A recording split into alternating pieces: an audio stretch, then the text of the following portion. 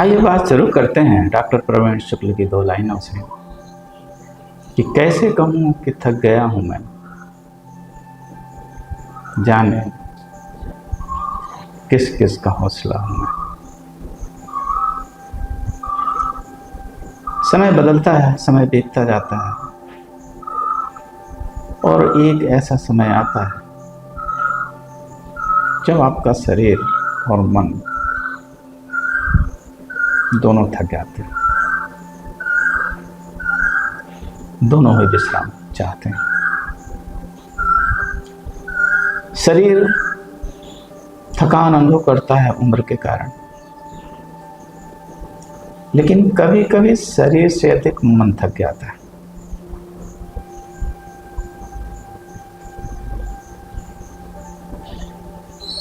आपके अंदर ऐसा लगता है कि अब कुछ करना शेष रह नहीं गया, मैंने सब कुछ कर दिया, अब आगे कोई उद्देश्य बचा नहीं। लेकिन अगली ही पंक्ति आपको जिम्मेदारी का बोध दिलाती है कि जाने किस किस का हौसला हूं मैं। जब आपको लगे कि आप थक गए हैं, आपको विश्राम की जरूरत है, तो एक बार जरूर पीछे मुड़ के देखिएगा।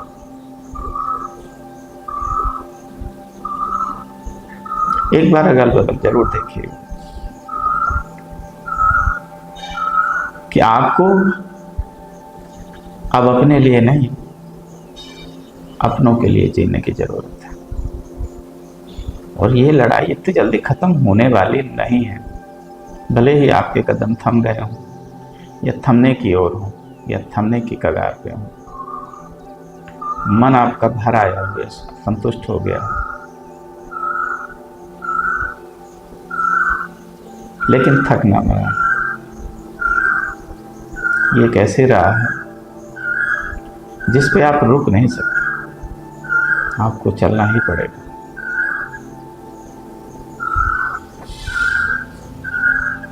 ये समय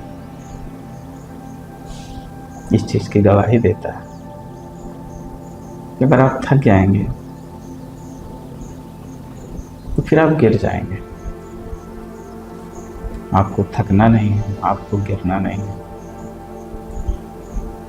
कदम भले भारी हो रहे हो, दिमाग में भले शून्य हो, लेकिन चलना मजबूरी है। आपका ये जो पथ है,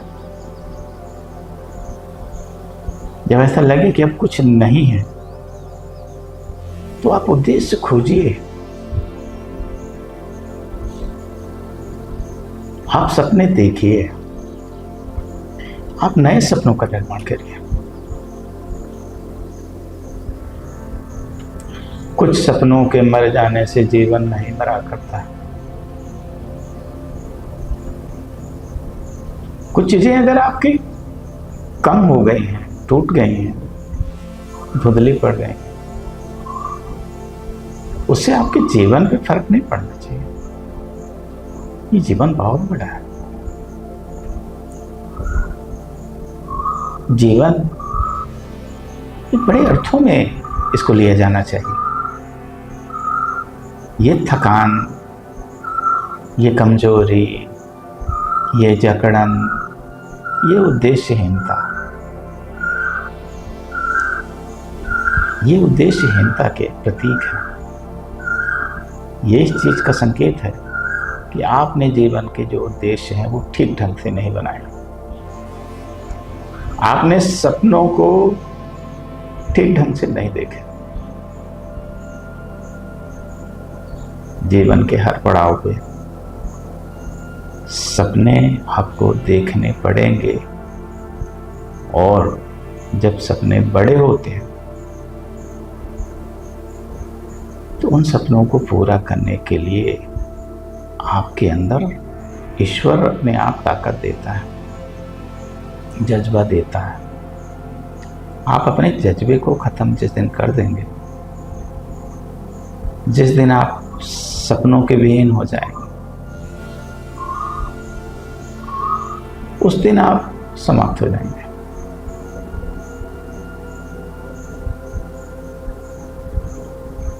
अगर कोई अपने लिए जी रहा है तो उस जीवन में कोई सार्थकता नहीं है। जो अपनों के लिए जी रहा है, जो समाज के लिए जी रहा है, जो संसार के लिए जी रहा है, उसके सपने बड़े होते हैं। जो सेल्फलेस सपने हैं, जो दुनिया के लिए सपने देखता है, जो दुनिया को बेहतर करने के लिए सपने देखता है, जो कुछ बड़ा करने के लिए समाज में सपने देखता है, उसके सपने जरूर पूरे होते हैं एक ना एक दिन, वो टूटते भी नहीं। जब कभी आपको लगे कि अब आप थक रहे हैं तो आप सपने देखना चालू करिए, और न केवल सपने देखिए,